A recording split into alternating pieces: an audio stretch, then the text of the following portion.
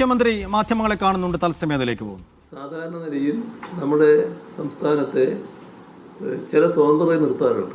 എല്ലാ കാലത്തും സ്വതന്ത്രരെ നിർത്തിയിട്ടുണ്ട്.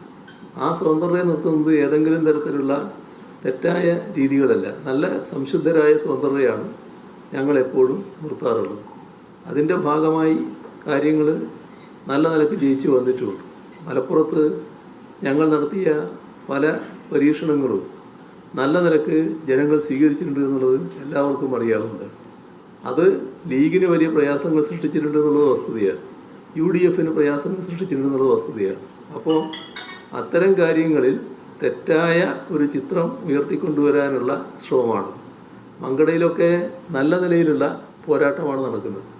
ഇത്തവണ LDF വിജയസാധ്യതയുള്ള മണ്ഡലമായിട്ട് തന്നെ മാറുന്നു എന്നതാണ് മങ്കടയുടെ പ്രത്യേകത. സംസ്ഥാനത്തെ SDPI LDF ധാരണ ഉണ്ടാക്കി കഴിഞ്ഞിരിക്കുന്നതാണ് ചെന്നിത്തല പറയുന്നത്. മാത്രമല്ല EP ജയരാജൻ പറയുകയും ചെയ്തു SDPI ഉൾപ്പെടെയുള്ള ആരുടെ വോട്ടും വേണ്ടെന്ന് വെക്കാൻ LDF തയ്യാറാണ്.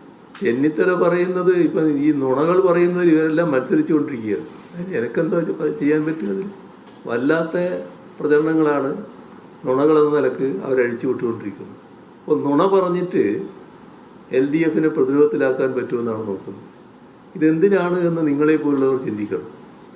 ഞങ്ങൾക്ക് നാട്ടിൻ്റെ മുന്നിൽ ഒരുപാട് കാര്യങ്ങൾ അവതരിപ്പിക്കാനുണ്ട്. ഈ 10 വർഷക്കാലം എന്ത് ചെയ്തു? 2011 മുതൽ 16 വരെ ഭരിച്ച UDF ഗവൺമെൻറ് എന്തായിരുന്നു കേരളത്തിൻ്റെ അനുഭവം? അത് എത്രത്തോളം തകർച്ചയുണ്ടാക്കി? അവിടുന്ന് 2016 LDF ഗവൺമെൻറ് വന്നപ്പോൾ 21 വരെ നടത്തിയ പ്രവർത്തനം അത് ജനങ്ങളിൽ ഏത് തരത്തിൽ പ്രതികരണങ്ങൾ ഉണ്ടാക്കി? അതിൻ്റെ ഭാഗമായി കേരളത്തിൻ്റെ ചരിത്രം തിരുത്തി LDF തുടർഭരണം ജനങ്ങൾ സമ്മാനിക്കുന്നു. അന്നും വലിയ പ്രചരണങ്ങളൊക്കെ നടത്തിയില്ലല്ലോ. ഏതെല്ലാം തരത്തിലുള്ള പ്രചരണങ്ങളുണ്ടായിരുന്നു. പക്ഷേ ജനങ്ങളത് സ്വീകരിച്ചില്ലല്ലോ. അതെല്ലാം ജനങ്ങളുടെ അനുഭവത്തിൻ്റെ അടിസ്ഥാനത്തിലാണല്ലോ കാര്യങ്ങൾ നിർവഹിക്കുന്നത്. ജനങ്ങളുടെ അനുഭവം നല്ല രീതിയിൽ നാട് അഭിവൃദ്ധിപ്പെട്ടു എന്നുള്ളതാണ്. നമ്മുടെ ഞാനിപ്പം വളരെ വിശദമായിട്ട് പോകുന്നില്ല. നമ്മുടെ വിദ്യാഭ്യാസ രംഗം, നമ്മുടെ ആരോഗ്യരംഗം, നമ്മുടെ പശ്ചാത്തല സൗകര്യ രംഗം, നമ്മുടെ നാടിൻ്റെ പൊതുവായ വികസന മേഖല, ഞാനിപ്പോൾ ഇവിടെ പറഞ്ഞ കാർഷിക രംഗം, മറ്റൊട്ടേറെ രംഗങ്ങൾ, ഏതെല്ലാം തരത്തിലുള്ള വളർച്ചയാണ് നമ്മുടെ നാടിനുണ്ടായത്? അതിൻ്റെ ഭാഗമായല്ലേ നാടിൻ്റെ ചരിത്രം തിരുത്തിക്കൊണ്ട് LDF തുടർഭരണം ജനങ്ങൾ സമ്മാനിക്കുന്ന നിലയുണ്ടായത്. കഴിഞ്ഞില്ല ഞാൻ ലേശം വെള്ളം കുടിച്ചിട്ടുണ്ട്.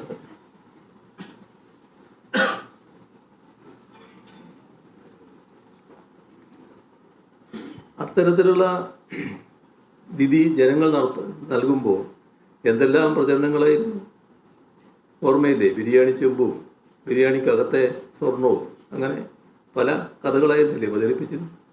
പക്ഷെ അതാണോ ജനങ്ങൾ മുഖവിലക്കെടുത്തത്? ജനങ്ങൾ അവരുടെ ജീവിതാനുഭവത്തിൻ്റെ അടിസ്ഥാനത്തിലാണ്. നിത്യജീവിതത്തിൽ വരുന്ന മാറ്റമുണ്ടല്ലോ. ആ നിത്യജീവിതത്തിൽ മാറ്റം വന്നല്ലോ ആ കാലത്ത്. അതിൻ്റെ ഭാഗമായി 2021 LDF തുടർഭരണം സമ്മാനിച്ചു. 21 മുതൽ 26 വരെയോ കേരളം നേടിയ നേട്ടങ്ങൾ എന്തൊക്കെയാണ്? ഇത് LDF അല്ലെങ്കിൽ സാധിക്കുമായിരുന്നു എന്നല്ലേ ജനങ്ങൾ ചിന്തിക്കുന്നത്? അത് ജനങ്ങൾ അറിയരുത്. അതിനാണ് ഈ നുണകൾ പടച്ചു വിടുന്നത്. നമ്മുടെ കേരളം ഇപ്പോൾ ലോകത്തിൻ്റെ വൻ ശ്രദ്ധയിലാണല്ലോ. കാരണം ലോകത്ത് അപൂർവം രാഷ്ട്രങ്ങൾ മാത്രമേ അതിദാരിദ്ര്യമുക്തമായിട്ടുള്ളൂ. നമ്മുടെ സംസ്ഥാനം അതിദാരിദ്ര്യമുക്തമായി. എങ്ങനെയാണത് സംഭവിച്ചത് എന്നല്ലേ ലോകം ആശ്ചര്യപ്പെടുന്നു. അത് LDF ആയതുകൊണ്ടല്ലേ?